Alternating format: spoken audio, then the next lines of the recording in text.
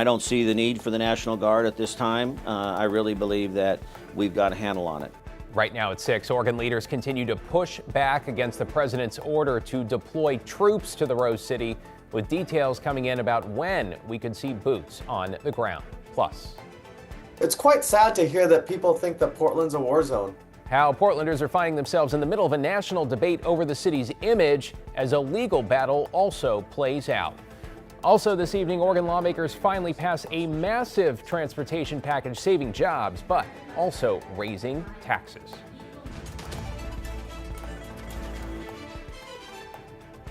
First at 6, we're following new developments around President Trump's move to send 200 National Guard troops to the Rose City. Thanks for joining us. I'm David Molko, and while Oregon is now suing to block that move, we're also learning the earliest troops could be deployed outside the ICE facility and perhaps beyond would be this Thursday. We have full team coverage this evening with Libby Dowsett live at the South Portland ICE facility. But we begin with Kyle Aboshi and the very latest on that lawsuit. Kyle.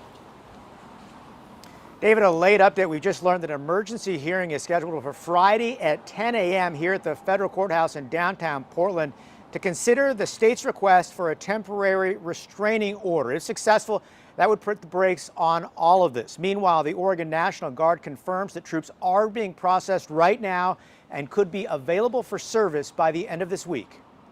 Oregon's Attorney General Dan Rayfield filed an emergency motion Monday in federal court seeking a temporary restraining order to block President Trump's deployment of National Guard troops to protect the federal immigration building in Portland. The motion argues that local law enforcement has the situation under control, and adding federalized troops will make it worse. Portland Police Chief Bob Day. I don't see the need for the National Guard at this time. I really believe that we've got a handle on it. For several months, a small group of demonstrators have camped in front of the ICE facility in southwest Portland, leading to occasional clashes with federal agents protecting the building. Some protesters have blocked federal vehicles, vandalized the building. There have been more than 24 arrests since June. I'm confident that the resources of the Portland Police Bureau can manage incidents and actions that are occurring down there in South Waterfront.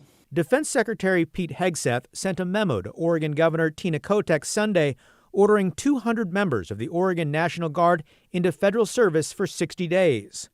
A spokesperson for the Oregon National Guard confirmed it's in the process of mobilizing the troops to help protect federal property, and they could be on the ground by later this week. This weekend, Governor Kotek and other local leaders told Trump Portland does not want or need troops to intervene. When people cross the line, there's unlawful activity. People are being held accountable. This is not an insurrection.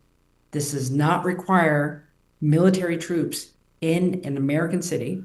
Oregon's emergency motion claims the president lacks the authority to deploy the Oregon National Guard, which is typically reserved for disaster relief, such as wildfires or flooding.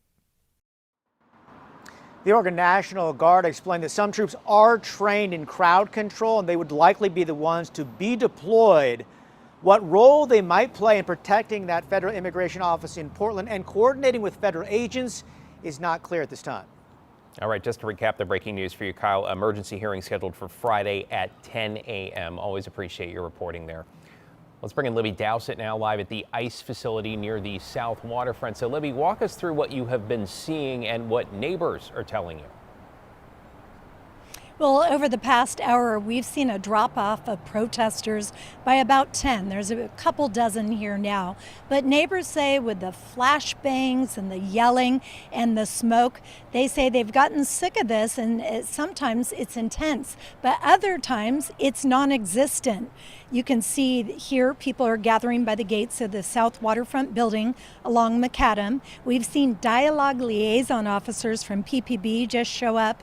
Uniformed men come out of the building every half an hour or so to stand guard. Sometimes people go in or come out. This last time, no one came in or out. Some Portlanders here say they've been getting calls and texts from out of state asking if Portland is indeed war ravaged, as the president stated this past weekend. Residents say more than 100 people showed up last night for a protest near the ICE building, and Portland police arrested a couple people on assault charges. But for the most part, neighbors told us this weekend's gatherings remained peaceful. The neighbors around here have differing views, of course, on the deployment of National Guard troops. Many believe it will only increase tensions, but a couple others we talked to said they welcome the extra security. What I do is I come out and help out the women that live in this building that are terrified of coming outside. They all have my number. They can text me and like, hey, Rick, I want to go outside for a walk. It's quite sad to hear that people think that Portland's a war zone. I mean, those are just lies. The reality is that Portland is really a community of peaceful people. They love to see their community thrive. They're not looking for agitation.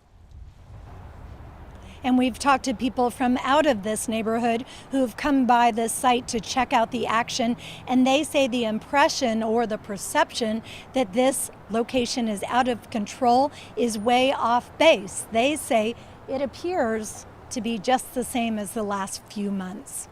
David? Well, just a reminder, Libby, as you said, that it is one neighborhood that seems to be bearing the brunt here. Libby Dowsett, the South Waterfront. Thanks, Libby. New this evening, 4 people have been taken into ICE custody after authorities say a suspect shined a laser pointer at a Customs and Border Protection helicopter flying over the Rose City this weekend. While federal officials did not confirm it, this likely references the helicopter many of you called us about, circling the South Waterfront. Authorities say the person suspected of aiming the laser has been detained along with 3 others in their home, and all 4 are accused of being in the country illegally. Meanwhile, mayors from across the Portland metro gathered this afternoon to denounce the president's decision to send in troops and to ask him to reconsider. The justification for their presence in our cities is either a misunderstanding or a lie. I hope it is a misunderstanding that we can soon resolve. As a U.S. Army veteran who has served in combat, not only do I know what a war zone looks like, I can assure you, Portland is not that. But I also know firsthand the role of the military, and it is not to police our neighborhoods. National Guard units are brave and dedicated, but their training and missions are designed for emergencies and disasters, not for community policing. In total, more than a dozen mayors joined the coalition to reject federal troops in Portland.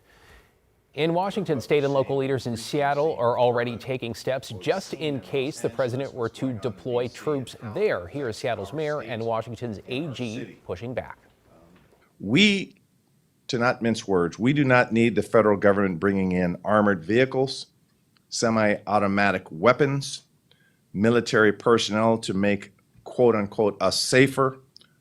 It is un-American, and I think it is ultimately unlawful.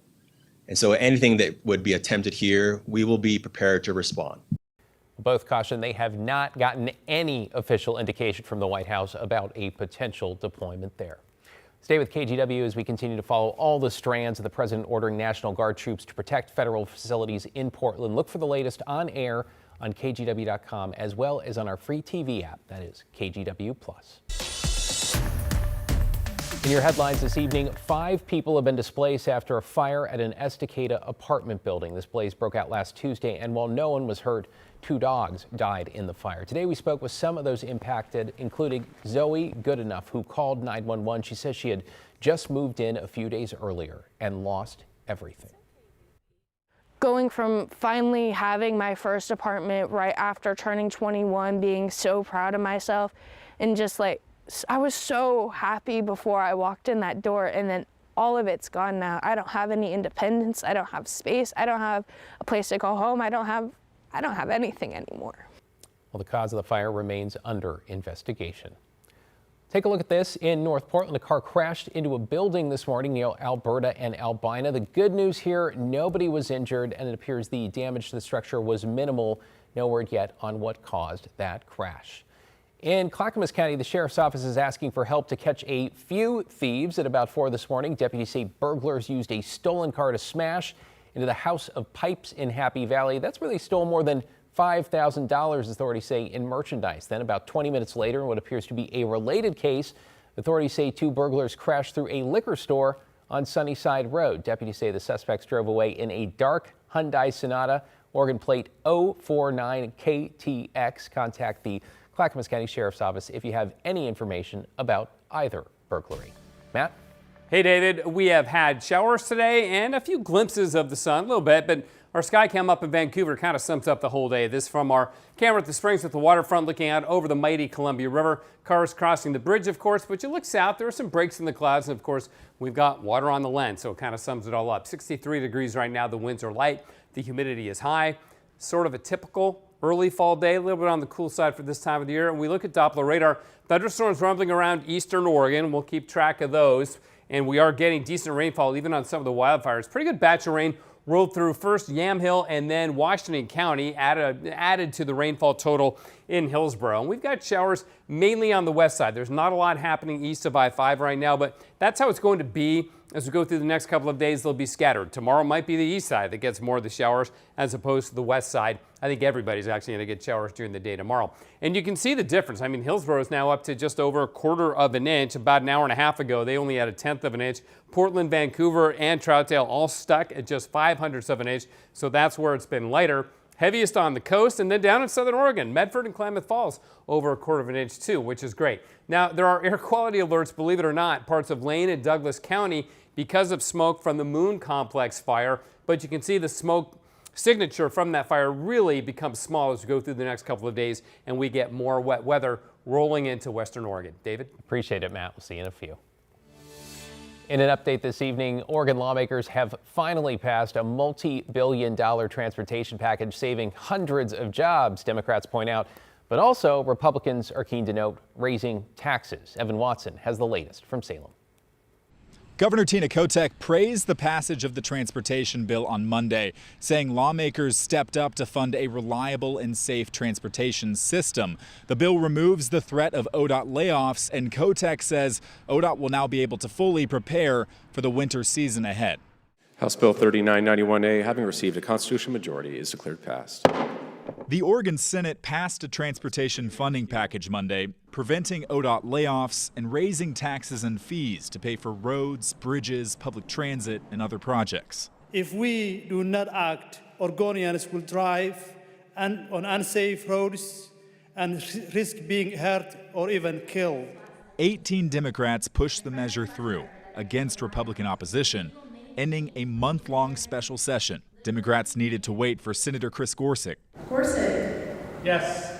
To recover from back surgery to provide the clinching vote, a relief for some of the ODOT workers at the Capitol facing the loss of their jobs. And be able to just do what we need to do and keep people safe and keep the roads open. And I'm just so looking forward to being able to do my job and not have this looming over me. Republicans argued that immediate transportation needs could be met without tax increases by making some changes, including cutting funds from public transit, bike, pedestrian, and environmental programs. Roads and bridges aren't Democrat or Republican, they're not partisan. This challenge should not be partisan. This challenge should be one where we come together. The bill includes a 6-cent gas tax increase, higher vehicle title and registration fees, and an increase in the public transit payroll tax. It also adds charges for hybrid and electric vehicle drivers to more equitably share road maintenance costs instead of relying as heavily on the gas tax. Republican Senator Daniel Bonham says his party will refer the bill out for a statewide vote. It will be incumbent upon us to make sure that this gets referred. They just said no to that process. That would have been easy, would have saved money from having to go out, gather the signatures, but we'll do it because the people deserve the right to say no to this massive tax increase. Governor Tina Kotek says she's moving forward, praising the bill and counting on it to fill Oregon's transportation budget gaps, hoping voters see the need if the tax increases come to a vote. Frankly, I would urge Oregonians to think about signing on to a referral that will take away our basic ability as Oregonians to keep our roads operating. You know, I think sometimes government service, those things that are the best are the ones you don't see. Kotek said moving forward, lawmakers should focus more on incremental transportation investments in big projects rather than one large transportation bill. In Salem, Evan Watson, KGW News.